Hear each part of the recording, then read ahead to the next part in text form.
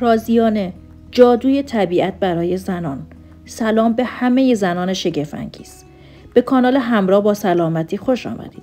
امروز در این ویدیو می‌خواهیم با شما یک نکته کلیدی و جذاب درباره رازیانه را به اشتراک بگذاریم. قبل از شروع این ویدیو کانال همراه با سلامتی را سابسکرایب کنید و زنگوله رو روی آل قرار بدید. لایک و کامنت رو فراموش نکنید. خواص دارویی رازیانه برای زنان.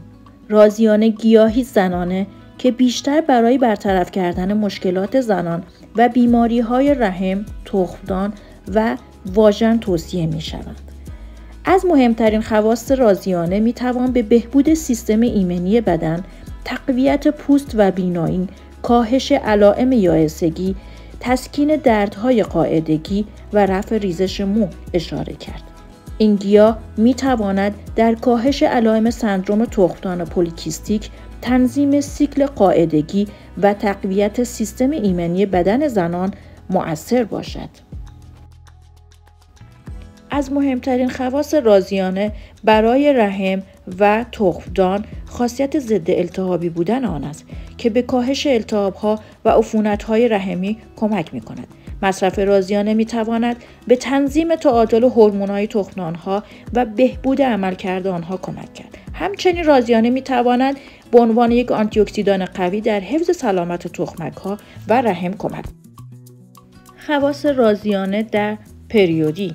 رازیانه به عنوان یک گیاه تنظیم کننده هورمون‌ها می‌تواند در تنظیم سیکل قاعدگی و کاهش علائم ناخوشایند مرتبط با دوره قاعدگی مانند دردهای شدید قاعدگی، تنش و تغییرات خلقی کمک کند.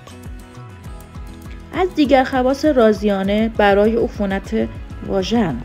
رازیانه خواص ضد قارچی و ضد التهاب قوی دارد که می‌تواند در درمان عفونت‌های واژنی مانند عفونت قارچی و باکتریایی مؤثر باشد.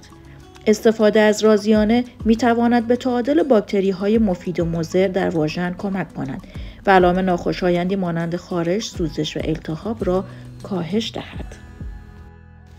بهترین زمان مصرف رازیانه: صبح زود به صورت ناشتا. مصرف رازیانه به صورت ناشتا می‌تواند برای بهبود عمومی سلامت بدن مفید باشد. می‌توانید رازیانه را قبل از صبحانه میل کنید. قبل از تمرین: اگر ورزش می‌کنید، مصرف رازیانه قبل از تمرین در افزایش انرژی، استقامت و تمرکز مؤثر می‌باشد. می‌توانید قبل از تمرین مقداری رازیانه یا مکمل آن را مصرف کنید. قبل از خواب: مصرف رازیانه قبل از خواب می‌تواند به شما کمک کند تا آرامش بیشتری در خواب داشته باشید و خواب عمیق‌تری را تجربه کنید. می‌توانید قبل از خواب یک قاشق چایخوری رازیانه با یک لیوان آب گرم یا یک فنجان چای آرامش بخش مخلوط کنید و مصرف کنید. امیدوارم این ویدیو برای شما مفید بوده و به شما کمک کرده باشد تا خواص دارویی معجزه‌آسای رازیانه برای زنان را بهتر درک کنید.